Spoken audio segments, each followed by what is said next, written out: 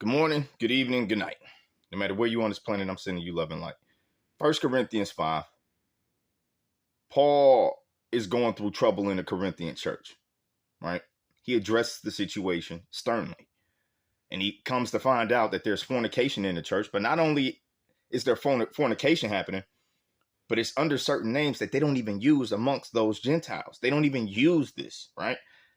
And one of the things that got his attention was one of the people in the congregation was sleeping with his father's wife. Now, this set Paul off, which is actually quite interesting because they were having banquets. See, Paul's life was a spiritual awakening, bro. They would have banquets, bro, that would be hedonistic, pedophilia field, adultery, and homosexuality. So they would have all types of these sexual sins under one roof, bro. Like it was all popping off. And God was able to position Paul, right, in a situation that was completely hedonistic, completely evil. And he was able to change some of their customs because once again, he did understand their literature. He did understand their the poetry, their belief systems, honestly.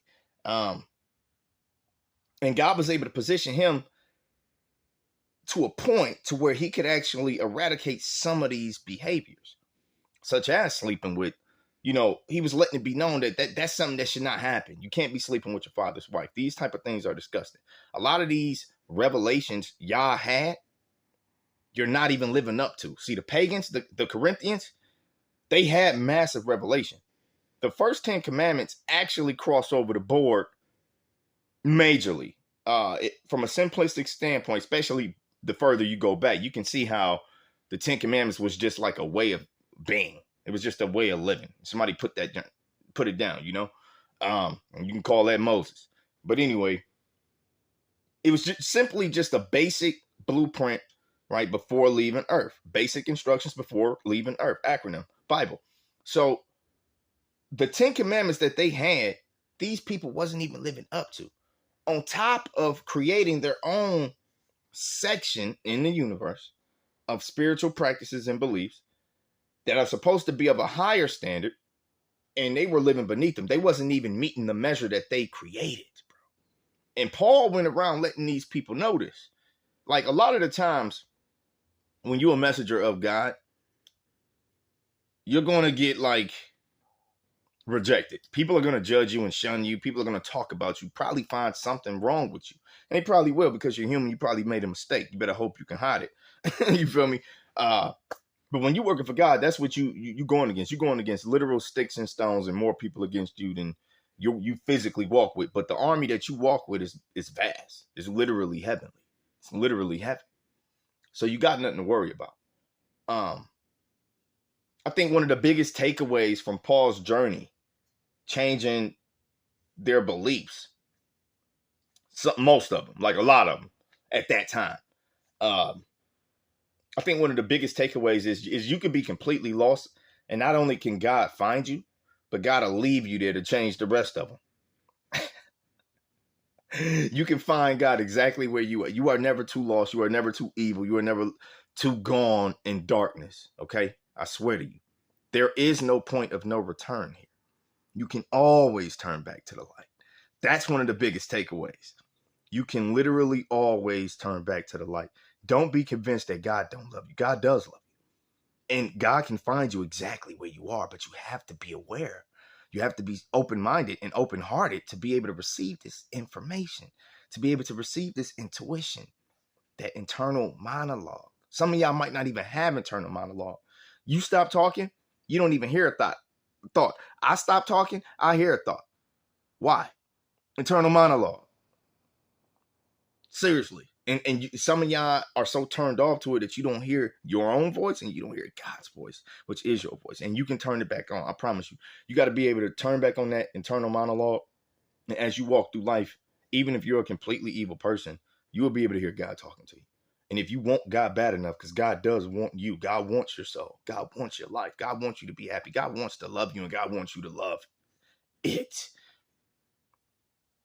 All you got to do is turn on that internal monologue, believe that you can change, and then start taking steps towards it.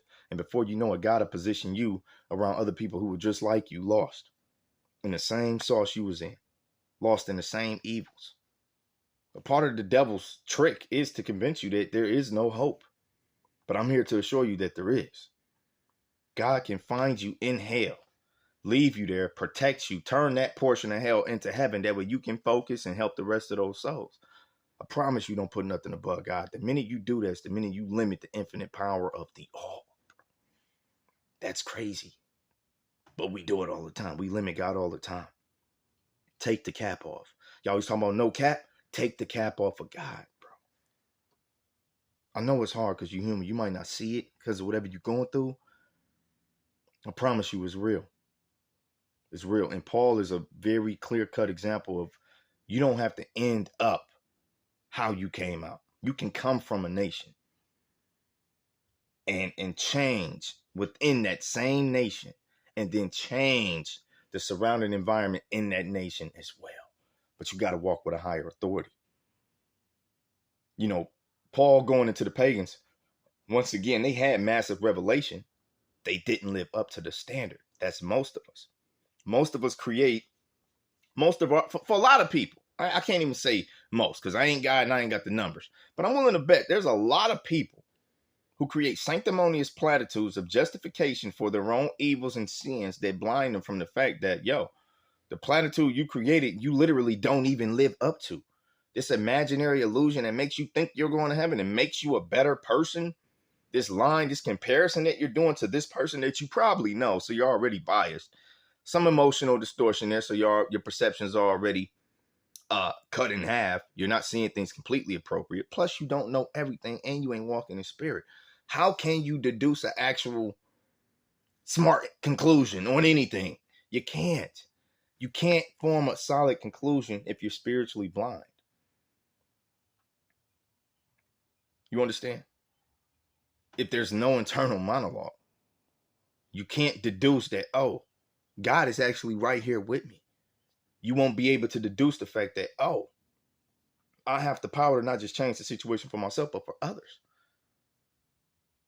That same evil, right, that was being used to corrupt the world, God was able to go down there, grab one of theirs, and change it. Boom. Now I'm about to put them back and change your whole evil, Satan. Devil, Lucifer. Directly talking to Lucifer because anybody can be a devil, a demon, and a Satan. There's only one Lucifer for sure.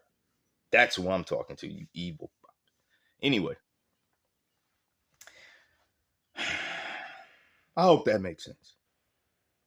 You are never too evil unless unless you're Lucifer. And I don't know why he ain't gave up yet.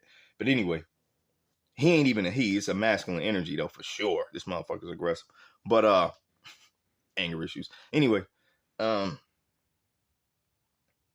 unless you're a Lucifer, you are never too far gone to be redeemed. That is part of the infinite power, infinite love, and wisdom of God. You can be a sword of heaven. All you got to do is sharpen yourself. You got to sharpen yourself with the right objects. And sometimes the things around you are just dull in your spirit. How can you have a sharp mind and soul? How can you have a sharp spiritual intuition if you're around things that's draining you and keeping you in darkness? Just like the Gentiles, just like these pagans, just like the people in the church of Corinthia in those times.